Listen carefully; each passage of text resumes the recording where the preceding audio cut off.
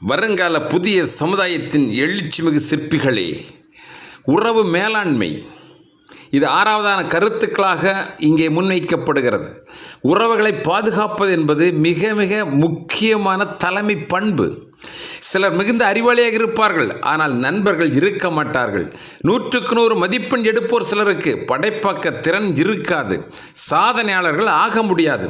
விசாலமான அறிவிற்கு எல்லோரிடத்திலே பாசம் பொங்க பழக வேண்டும். புதியவர்களேயானாலும் கைகுலுக்கி கனப்பொழுதில் நண்பர்களாக்கிக் கொள்வதும் உறவை உணர்வு ரீதியாக காலமெல்லாம் பராமரிப்பதும் ஒரு ஒப்புயர்வற்ற தலைமை பண்பு. மகாத்மா அவர்கள் பார்வையிலே கருணை பொழிவும் பழக்கத்தில் இனிமையாகவும் பழகக்கூடியவர்.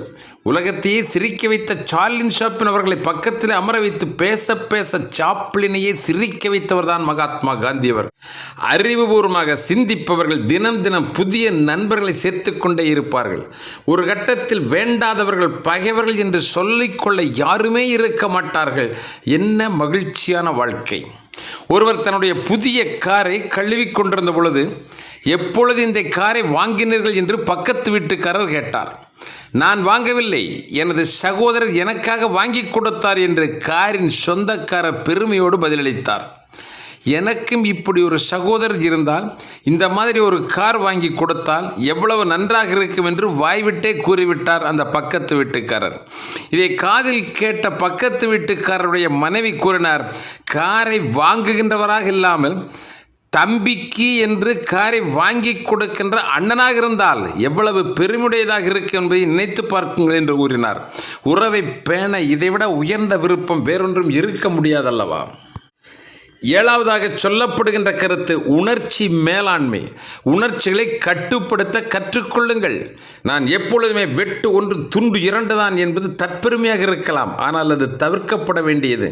நான் யாருக்கும் பயந்தவன் இல்லை, பகிரங்கமாகத்தான் பேசுவேன், எதையும் நான் கேள்வியாக கேட்பேன் என்று சவால் விடுவதும் கூட போகிற இடமெல்லாம் மோதலும் முரண்பாடும் சண்டைகளைத்தான் கொண்டு வந்து சேர்க்கும். வீட்டுப்பாட முறையாக முடிக்காத மாணவனை வெளியே நிறுத்தியதால் கத்தி எடுத்த ஆசிரியரை குத்தப்போன நிகழ்வு, பரீட்சையிலே எதிர்பார்த்த மார்க்குகள் போடவில்லை என்பதால் ஆசிரியரை கத்தியால் குத்தி கொன்ற சம்பவங்கள், செல்போனை பிடுங்கி வைத்துக்கொண்டு ஒழுங்காக படி என்று அப்பா திட்டியதால் தற்கொலை செய்து கொண்ட மாணவி, காதல், தோல்வி, தற்கொலைகள் இவை பண்பாட்டு சீரழிவுகள். வெற்றி தோல்வி எதுவாகிலும் எதிர்கொண்டு சந்திக்கின்ற ஆற்றலை வளர்த்து கொள்ள வேண்டும். 8வதாக சொல்லப்படுகிற கருத்து எம்பதி. மற்றவர் மனநிலையை புரிந்து கொள்ள வேண்டும். ஒரு வார்த்தையை உதிர்க்கும் முன்பாக அடுத்தவர் மனதிற்குள் நுழைந்து அதனுடைய விளைவை அறிய வேண்டும். இந்த வார்த்தையுடைய மனதுக்குள் எப்படிப்பட்ட ஒரு பதிவை உருவாக்கும் என்பதை உணர்ந்து கொண்டு அது தேவையா இல்லையா என முடிவெடுத்து தகுந்த வார்த்தைகளை பயன்படுத்துகின்ற அறிவு இருக்க வேண்டும். மற்றவருடைய துன்பங்களை, இதய வலியை உணர முடிந்தவர்தான் மிகச்சிறந்த தலைவராக இருக்க முடியும். அப்படிப்பட்ட உணர்வுகள் இல்லை என்று சொன்னால் மரக்கட்டை மனம் படைத்தவராக இருப்பவர்களால் தலைமை பண்பிற்கு தகுதியுடையவராக ஒரு காலம் ஆக முடியாது. மழைக்காலத்தில் மரத்தடியில் வாழ்வோர் பற்றி சிந்தித்தோமா? கடும் வெயிலில் கழனியிலே உழைக்கின்ற பெற்றோர் பற்றி எத்தனை வரை நாம் கவலைப்பட்டிருக்கின்றோம்?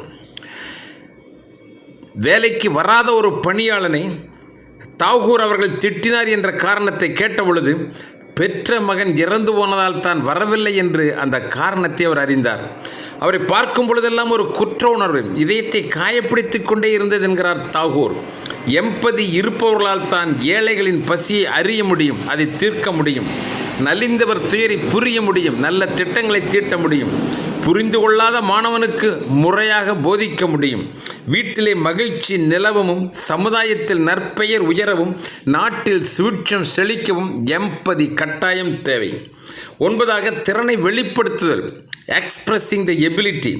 ஏராளமான புத்தகங்களை படித்தாலும், நல்ல கருத்துக்களை இமயமென இதயத்தில் தேக்கி நிறுத்தினாலும் அவற்றையெல்லாம் வகைப்படுத்தி வடிவமைத்து எடுத்து சொல்லுகிற திறமை வளர்த்து கொள்ள வேண்டும். அது ஒரு தனித்தன்மையானது.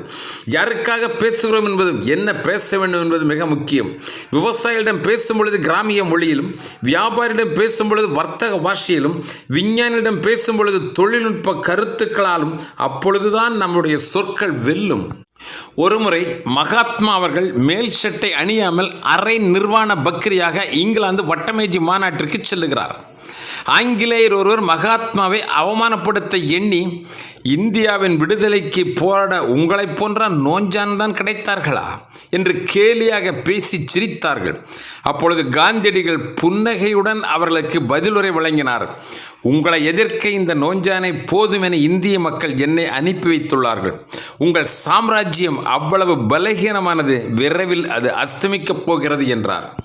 இதைத்தான் தகுந்த நேரத்தில் தகுந்த வார்த்தைகளை கூறி திறமையாக பதிலை சொல்லியிருக்கிறார். எக்ஸ்பிரஸிங் எபிலிட்டி என்று இதனை சொல்லுகிறோம். 10வதாக நாம் சொல்ல வருவது பதட்டம் ஒழியுங்கள். இன்றைய உலகம் பதட்டம் நிறைந்தது. எங்கெல்லாம் மக்கள் கூட்டம் போக்குவரத்துகள் நிரம்பி வழிகின்றதோ அங்கெல்லாம் உரசல், மோதல், பகை, பதட்டம் ஏராளமாகவே இருந்து கொண்டிருக்கிறது. பள்ளி பருவத்திலே இருந்தே டென்ஷன், பதட்டம் ஒட்டிக்கொண்டே தான் இருக்கிறது. ஆசிரியர் கேள்வி கேட்டால் பதட்டம், பரீட்சை என்றாலே பதட்டம். சின்ன சின்ன நிகழ்வுகளுக்கே சிலர் சிலிர்த்து போகிறார்கள். சின்ன பிரச்சனைகளில் கூட பதட்டம் உங்களுக்கு உருவாகுமே என்று சொன்னால் வாழ்க்கையில் வெற்றியை காண்பது என்பது மிக மிக அரிது. ஒருமுறை சுற்றித் திரிகிற எலிகள் மரத்தாலான பொருட்கள் அனைத்தையும் கொறிக்கும், ஓட்டை ஓட்டு நாசம் செய்கின்ற அற்புதமான திறமை கொண்டவை. ஆனால் அதுவே அதனை பிடிப்பதற்காக வைக்கப்பட்ட மரப்பொறியில் சிக்கிக் கொண்டால் அங்கு மிங்கும் அலைமை தவிர இந்த மரப்பொறிகளை கடித்து ஓட்டை ஓட்டு வெளியே போய்விடலாம் என்றது நினைக்காது. ஏன் தெரியுமா? பதட்டத்தில் அங்கு மிங்குமாக ஓடிக்கொண்டே இருக்கும். என்ன செய்வது என்கின்ற அறிவு கெட்டாது. மனிதர்களும் அப்படித்தான். எவ்வளவு ஹிமாலய பிரச்சனைகள் தாக்கினாலும் அமர பொறுமையுடன் சிந்தித்தால் புதிய துணிச்சல் பிறக்கும், தீர்வு கிடைக்கும். வெற்றியை எட்டிட உழைப்பும் விடாமுயற்சியுமே முதன்மை தேவையாகும் என்கிறார் மகாத்மா காந்தி அவர்கள். அன்பு குழந்தைகளே, உங்களுடைய பாதையில் பயணிக்கும் பொழுது மேலே சொன்ன இந்த 10 கருத்துக்களையும் ஒவ்வொரு முறையும் மனதிலே நிலைநிறுத்தி பாருங்கள். உங்கள் பயணத்தில் ஒரு புதிய முன்னேற்றம், புதிய வேகம் பிறக்கும். வெற்றியின் போது தாழ்மையுடன் இருங்கள், தோல்வியா மன உறுதியுடன் இருங்கள். வீழ்வது கண்டு கவலை இல்லை, மீண்டும் எழ வேண்டும். முன்பை விட பல மடங்கு வேகமாக விடாமுயற்சியுடன் செயல்பட்டு வாழ்க்கையில் வெற்றி நிச்சயம் என்பதை உணர்ந்து அதற்கேற்ப உழைக்க வேண்டும் என்று உங்களை கரம் நீட்டி அழைக்கிறோம். வாருங்கள். நன்றி, வணக்கம்.